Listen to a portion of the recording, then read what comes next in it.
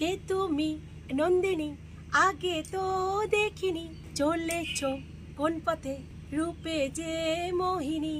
হ্যাঁ বন্ধুরা, আজকে চলে এসেছি একটি নতুন এপিসোড নিয়ে।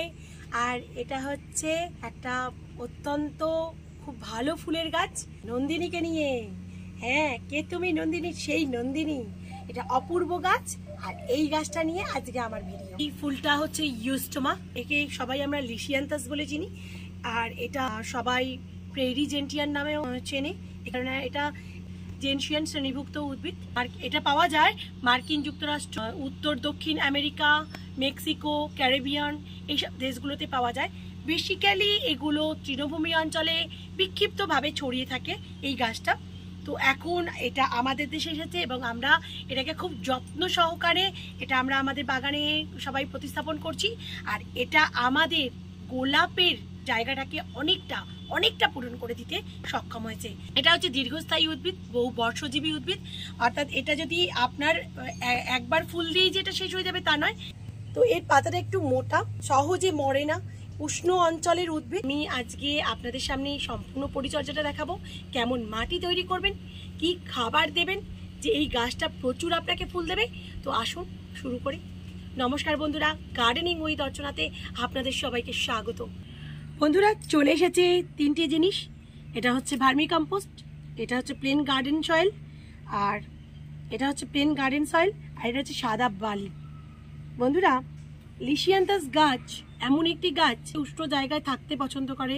তাহলে এই গাছটার জন্য আমাদের এমন মাটি তৈরি করতে হবে যে এই তিনটে জিনিস নিলেই ওর পুরো মাটিটা তৈরি হয়ে গেল। তাহলে সাদা বালি, আপনি গোবর সারও দিতে পারেন, সাদা বালি, ভার্মি কম্পোস্ট আর বাগানের মাটি, এই তিনটেকেই আমি সম পরিমাণ নিয়ে এখানে ঢেলে দেব। ড্রেনেজ সিস্টেম যদি ভালো করেন এবং জল যদি দাঁড়িয়ে না থাকে, তাহলে এই গাছকে আমি সহজে বাঁচাতে পারবেন। জল দাঁড়িয়ে গেলে কিন্তু এই গাছটা মারা যাবে। বৃষ্টির জল থেকে যদি এটাকে বাঁচাতে পারেন, এটা আপনাকে প্রচুর ফুল দেবে। এমনকি একটা গাছেতে প্রায় 300 থেকে 350 ফুল আপনি পেতে পারেন। এখনই দেখুন বন্ধুরা, কিনে নিয়ে এসেছি, তারপর কত কুঁড়ি এসে গেছে। আমি কিনে নিয়ে এসেই বাড়িতে উদ্ভিদটাকে বসিয়ে দিই না, তাই কিছু রেখে দিন। কি সুন্দর ফুল ফুটছে বন্ধুরা। এবার এই মাটিটাকে আমি ভালো করে মিশিয়ে নেব।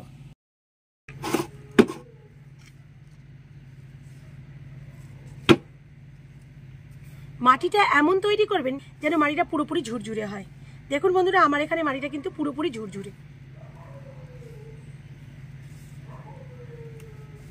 একদম পুরো ঝুরঝুরে করে ফেলেছি আমি মাটিটাকে। এই গাছের জন্য এই মাটিটাই আদর্শ। অর্থাৎ তিনটে জিনিসকে সম পরিমাণে নিয়েই আপনাকে তৈরি করতে হবে এর মাটি। বন্ধুরা, এতক্ষণ আপনাদের দেখালাম কি করে আপনারা পটিং মিক্সটা তৈরি করবেন, কি দিয়ে তৈরি করবেন যে গাছটা তাতে ভালো হয়। কিন্তু এখন দেখাবো কিভাবে প্রতিস্থাপন করবেন যাতে আপনার গাছটা না মরে। এর জন্য বন্ধুরা দুটো পট নিয়ে নিয়েছি, দুটো খোলামকুচি নিয়ে নিয়েছি। খোলামকুচির যে দিকটা ঢালু সেই দিকটা আমি এখানে বন্ধ করে দেব, এই ছিদ্রের মধ্যে বন্ধ করে দেব। এই দিকটা ঢালু বন্ধুরা, এই দিকটা আমি তলার দিকে দিয়ে এই ছিদ্রটা বন্ধ করে দিলাম। দিয়ে আমি এখানে সাদা বালি ব্যবহার করছি, কেননা লাল বালি প্রচুর গরম হয়ে যায়, এতে এই গাছটার ক্ষতি হতে পারে। আমি এখানে ড্রেনেজ সিস্টেমটা করব সাদা বালি দিয়ে, তাই ড্রেনেজ সিস্টেমটার জন্য আমি এখানে সাদা বালি কিছুটা ঢেলে দিলাম। এই দেখুন বন্ধুরা, আমি কিছুটা করে সাদা বালি ঢেলে দিলাম। এতে জলটা যে যাবে, জলটা পুরোপুরি ড্রেন আউট হয়ে যাবে। এবার এই যে পটিং মিক্সটা আমি তৈরি করেছি, যেটা পুরোপুরি ঝুরঝুরে এবং যে সহজেই জলটা বেরিয়ে যাবে, জল ধরে থাকবে না, তো এই মিক্সটাকে আমি পটের মধ্যে দিয়ে দেব। বন্ধুরা, এই যে গাছটা দেখছেন, এই গাছটা আমার বাড়িতে বহুদিন এনে রেখে দিয়েছি। গাছ কিনে এনেই সঙ্গে বসিয়ে দেবেন না।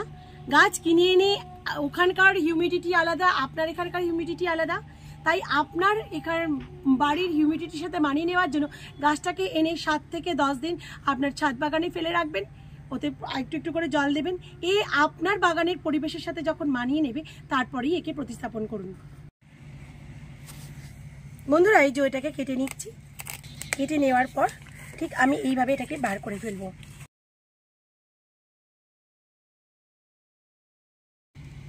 দেখুন বন্ধুরা, পুরোপুরি বার করে নিয়েছি। এবার আমি এটাকে বসিয়ে দেব। আর এই পটিং মিক্সটা আমি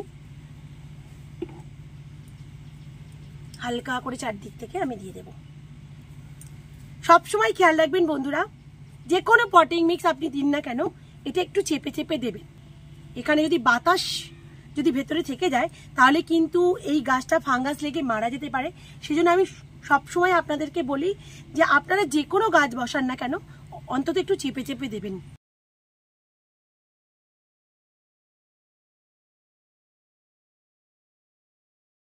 বন্ধুরা, লিশিয়ান্থাস গাছ বসিয়ে দিয়েছি এবং এটা কমপ্লিট।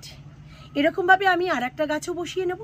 যেহেতু এর গোড়া পচে যায়, গোড়া পচে যাওয়ার পর গাছটা ঢলে পড়ে আর গাছটাকে বাঁচানো সম্ভব হয় না, সেজন্য অবশ্যই আপনারা একে হিউমিক অ্যাসিডটা দেবেন। হিউমিক অ্যাসিড যদি আপনি দেন তাহলে গোড়ার শিকড়গুলো মজবুত হবে এবং গাছটার গ্রোথেও বৃদ্ধি হবে, অনেক ফুল দেবে। এবার আসছি ফার্টিলাইজারের কথায়, কি খাবার দেবেন। এই যে লিশিয়ান্থাস গাছ, এটা কিন্তু পরিচর্যা খুব হালকা, আপনি যে কোনো কিছু খেতে দিতে পারেন। সিউইড এক্সট্র্যাক্টও দিতে পারেন, যদি গ্র্যানুয়াল ফর্মে হয় 8 থেকে 10 দানা সিউইড এক্সট্র্যাক্ট, এবং যদি লিকুইড ফর্মে হয় আপনি সেরকম বুঝে রিকোয়ারমেন্ট অনুসারে আপনারা দিতে পারেন। এটা গরমের গাছ হলেও এ কিন্তু সর্ষের খোলের পাতলা করে জলটা এটা কিন্তু খুব ভালো পছন্দ করে।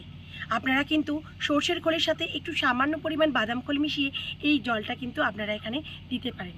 এতে কিন্তু অনেক অনেক বেশি করে ফুল ফুটতে পারে। এবার আসি জলের কথায়, কেমন জল দেবেন। এই গাছটা আপনি জল একটু বুঝে দেবেন। একবার জল দেবেন, খুব ভালো জল দিন, আর 3 দিন জল দেবেন না, তাহলে দেখবেন এই গাছটা কিন্তু প্রচণ্ড পরিমাণে ভালো হচ্ছে। বেশি জল দিয়ে দিলে কিন্তু এই গাছটা গোড়া পচে এই গাছটা কিন্তু নষ্ট হয়ে যেতে পারে। গরমের গাছ হোক না কেন এটা পুরোপুরি শুকিয়ে যেতে দেবেন না। উপরের মাটিটা সামান্য শুকিয়ে গেলেই এটাতে আবার জল দেবেন। আপনি যতই যে কোনো একটি ফাঙ্গিসাইড ইউজ করবেন, কন্ট্যাক্ট বা সিস্টেমিক, দুটো ফাঙ্গিসাইডই আপনারা ইউজ করতে পারেন এখানে। এবার আসছি বন্ধুরা, কোন স্থানে রাখবেন। প্রচণ্ড সূর্যের আলোকে সহ্য করার ক্ষমতা এর প্রচুর। এই গাছটি উষ্ণ অঞ্চলের গাছ হলেও এটা কিন্তু খুব কড়া রোদ পছন্দ করে, কিন্তু এটা এমন জায়গায় একটি রাখুন 6-7 ঘন্টা রোদ পড়ার পর কিন্তু সেই জায়গাটা একটু ছাওয়া পড়ে যাবে, এরকম জায়গায় রাখলে কিন্তু ফুলটা খুব ভালো পাবেন।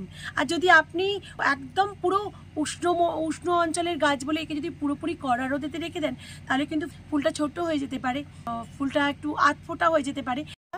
এবার কিন্তু জল দেওয়ার পালা। এই গাছটা যতই জল পছন্দ না করুক, এই গাছটাকে কিন্তু আমরা যখন প্রতিস্থাপন করব তখন কিন্তু ভরপুর করে জল দেব।